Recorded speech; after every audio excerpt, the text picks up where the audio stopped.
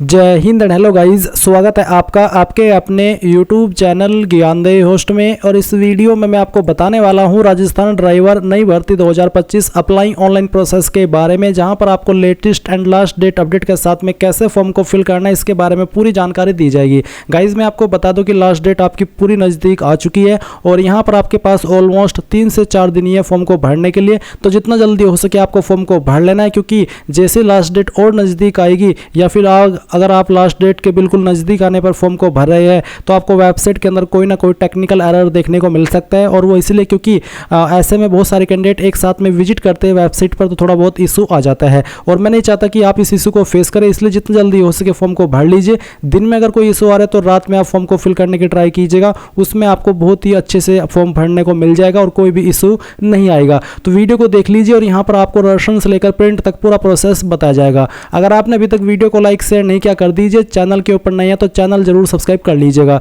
फिर जो link video के डिस्क्रिप्शन में दिया है आप ओपन करेंगे तो आपके सामने इस भर्ती की जानकारी आएगी, जहां पर जानने को मिलेगा कि इसमें 2756 पोस्ट निकाली गई है। फॉर्म आप लोग यहां पर 28 मार्च 2025 तक भर पाएंगे। फीस की अगर बात करें तो जनरल ओबीसी को 600, ओबीसी एनसीएल को 400 और एससी एसटी को भी 400 और करेक्शन चार्ज 300 रुपये है। और अगर आप इसमें अन्य स्टेट से फॉर्म को भरेंगे तो चाहे आपकी कैटेगरी उस स्टेट के अंदर कुछ भी है, आप यहाँ पर जनरल के अंदर कंसिडर किए जाएंगे। इसका मतलब आपको 600 रुपये फीस पे करनी होगी। आप कौन सी कैटेगरी में किस एरिया के अंदर कितनी वैकेंसी है उसकी पूरी जानकारी यहाँ पर दी गई है। तो सभी जानकारी चेक करते हुए आप इंपॉर्टेंट लिंक के सेक्शन में आएंगे और उसके पहले आप यहां पर एक वीडियो देखेंगे जो कि है ओटीआर की। तो अगर आपने एसएसओ की इस वेबसाइट के ऊपर वन टाइम रजिस्ट्रेशन यानी कि ओटीआर नहीं किया हुआ है तो आप एक बार कर लीजिएगा। जब आप इसको एक बार कर लेंगे और उसमें अपनी जानकारी फिल कर देंगे तो फिर फ्यूचर में आप जो भी फॉर्म भरेंगे एसएसओ की वेबसाइट का इस्तेमाल करके, तो फिर आपको बार बार वो सेम इन्फॉर्मेशन भरने की आवश्यकता नहीं पड़ेगी। आप बहुत ही कम इन्फॉर्मेशन का इस्तेमाल करते हुए अपने फॉर्म को अप्लाई कर पाएंगे। तो एक बार इस वीडियो को भी चेक कर लीजिएगा। इसके बाद इंपॉर्टेंट लिंक के सेक्शन में आना है और अप्लाई ऑनलाइन लिंक ओपन करना है। देन आपके सामने यहाँ पर एसएसओ का इंटरफेस आ जाएगा। मैं आपको बता दूं कि अगर आपने इस वेबसाइट का इस्तेमाल करके पिछले 4-5 साल के अंदर कोई भी फॉर्म भरा है तो आपका अकाउंट बना हुआ होगा। आपको यहाँ पर दोबारा से रजिस्ट्रेशन करने की आवश्यकता नहीं है। आप उसी डिटेल से लॉगिन करेंगे जिसमें कि आपको आपकी एसएसओ आईडी या फिर यूजर नेम यहाँ पर एंटर करना है एंड जो आपने पासवर्ड बनाया था वो डालना है। बट गाइस अगर आप आपका पासवर्ड भूल चुके हैं तो आप यहाँ पर I forgot my password click here, इसके सामने क्लिक हियर पर क्लिक करेंगे एंड देन जो आपकी एसएसओ आईडी है वो यहाँ पर डालेंगे। जो मोबाइल नंबर या फिर ईमेल आईडी आपने रजिस्टर की थी वो डालेंगे, ये कैप्चा कोड फिल करेंगे एंड देन सबमिट के ऊपर आप जैसे ही क्लिक करेंगे तो आपको मैसेज के माध्यम से आपका जो पासवर्ड है वो सेंड कर दिया जाएगा। अगर आप आपकी एसएसओ आईडी भूले हैं तो आपको यहाँ पर उसको भी रिसेट करने का ऑप्शन दिया है। पर गाइज अगर आप यहाँ पर पहली बार इस वेबसाइट का इस्तेमाल करके कोई फॉर्म भर रहे हैं तो आपको रजिस्ट्रेशन करना होगा। इसके लिए आप यहाँ पर रजिस्ट्रेशन के ऊपर क्लिक करेंगे, फिर आपको यहाँ पर सेलेक्ट करना है कि आप इनमें से किस माध्यम से लॉगिन होना चाहते हैं। तो यहाँ पर आपको जन आधार का भी ऑप्शन दिया है और गूगल का भी ऑप्शन है, तो आप यहाँ पर गूगल सेलेक्ट कर लीजिएगा। गूगल सेलेक्ट करने के बाद में आपको आपकी ईमेल आईडी का यहाँ पर इस्तेमाल करना है।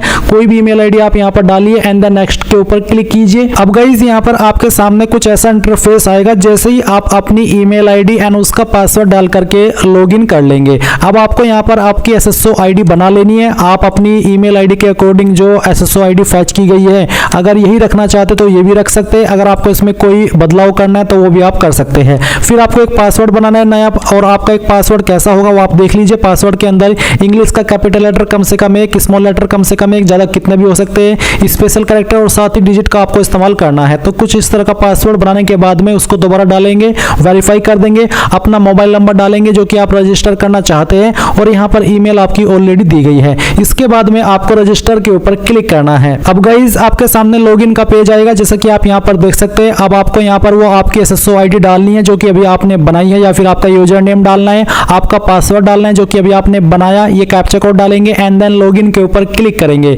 अब गाइज आपके सामने यहाँ पर ये अपडेट प्रोफाइल का ऑप्शन आएगा। तो आपको सबसे पहले आपका फर्स्ट नेम एंटर करना है 10th के सर्टिफिकेट के अकॉर्डिंग, फिर आपको आपका लास्ट नेम एंटर करना है। इसके बाद डिस्प्ले नेम अगर आप अपना चेंज करना चाहते हैं तो ये भी आप यहाँ से चेंज कर सकते हैं। फिर आपकी जो डेट ऑफ बर्थ है वो आपको यहाँ पर इस तरह से कैलेंडर के ऊपर क्लिक करके सिलेक्ट कर लेनी है, पहले ईयर फिर मंथ और उसके बाद में डे।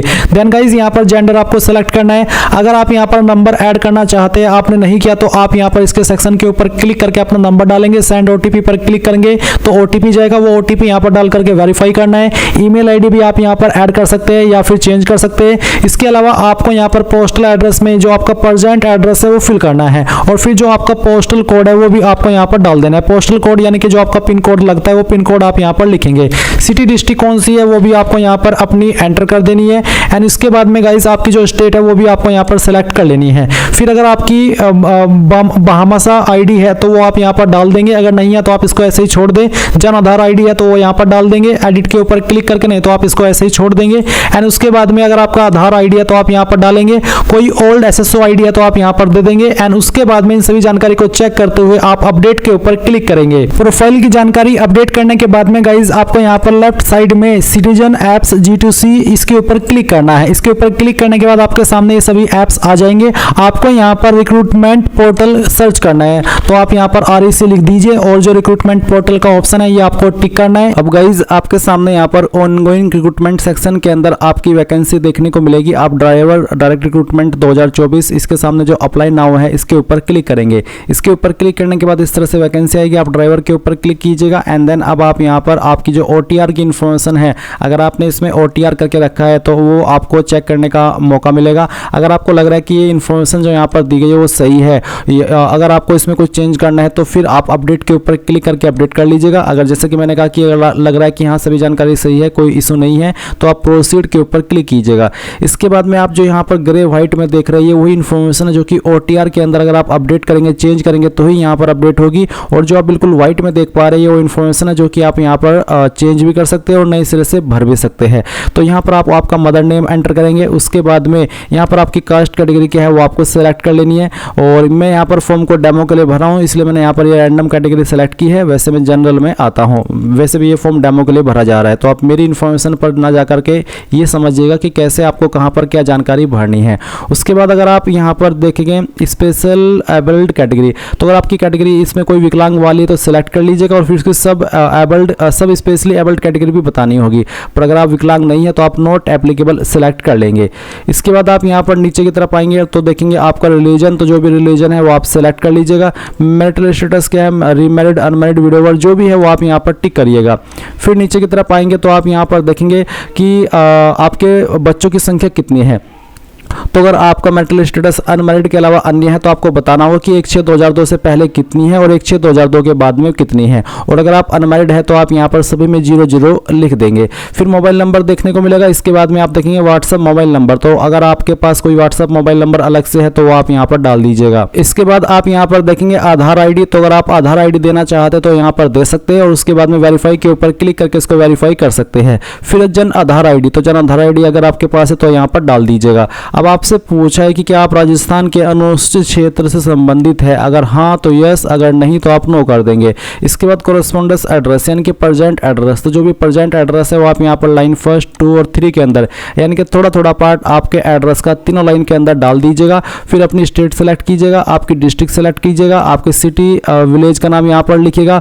उसके बाद में आपका पिन कोड और अगर आपका कोई अन्य फ़ोन नंबर है तो वो आप यहाँ पर डाल दीजिएगा। फिर सभी जानकारी चेक करते हुए नेक्स्ट के ऊपर क्लिक कीजिएगा। इसके बाद गाइज आपके सामने कुछ ऐसा इंटरफेस डिक्लेरेशन का तभी देखने को मिलेगा जब आपने आपका आधार नंबर डाल करके वेरीफाई न किया हो। अगर आप ऑलरेडी अपना आधार नंबर डाल करके वेरीफाई कर चुके हो तो फिर आपके सामने ये वाला इंटरफेस नहीं आएगा। और अगर आपने नहीं दिया तो आपके सामने ये ऑप्शन आएगा, आप इसको ओके कर दीजिएगा। और फिर यहाँ पर आप किस माध्यम से इसको करना चाहते हैं वो आप यहाँ पर सेलेक्ट करके आगे बढ़ जाइएगा। अब आपके सामने आएगी पर्सनल डिटेल, तो आपकी डोमिसाइल डिटेल आपको देनी होगी, तो नेशनलिटी इंडियन रहेगी। होम स्टेट को आप यहाँ पर सेलेक्ट कर लेंगे, होम डिस्ट्रिक्ट आप यहाँ पर सेलेक्ट करेंगे। फिर आपसे पूछेगी आप इंडिया के अंदर किसी अन्य कंट्री से सेटल हुए हैं, अगर हाँ तो यस, नहीं तो आपको नो करना है। इसके बाद यहाँ पर है लाइसेंस टाइप, तो आपके पास किस तरह का लाइसेंस है, हैवी व्हीकल का या फिर लाइट व्हीकल का, तो जो भी है वो आप यहाँ पर सेलेक्ट कर लीजिएगा। हैवी तो हैवी और लाइट तो लाइट। फिर जो भी लाइसेंस नंबर है वो यहाँ पर डाल दीजिएगा और लाइसेंस आपका कब तक वैलिड है वो आपको यहाँ पर सेलेक्ट कर लेना है। उसके बाद में यहाँ पर आएगी स्पेशल कैटेगरी, तो अगर आप एक्स सर्विसमैन है आप यहाँ पर यस करेंगे, नहीं तो नो करना है। क्या आप एक आउटस्टैंडिंग स्पोर्ट्स पर्सन है, अगर हाँ तो यस, नहीं तो आप नो करेंगे।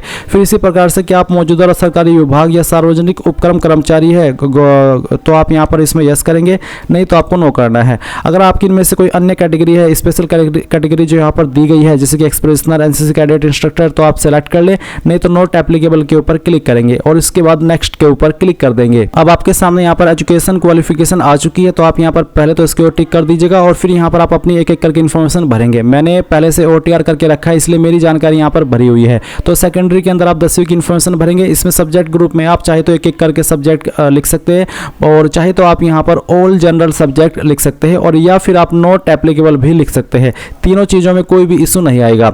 इसके बाद में आता है आपका नेम ऑफ बोर्ड। तो आपने किस बोर्ड से किया उस बोर्ड का नाम आपको यहाँ पर एंटर करना है। आपका रोल नंबर यहाँ पर लिखना है। नंबर आपके किसके अंदर थे, परसेंटेज, CGPA, ग्रेड, तो जिसके अंदर भी थे वही आप सिलेक्ट कीजिएगा। मेरे परसेंटेज, तो मैंने परसेंटेज सेलेक्ट किया।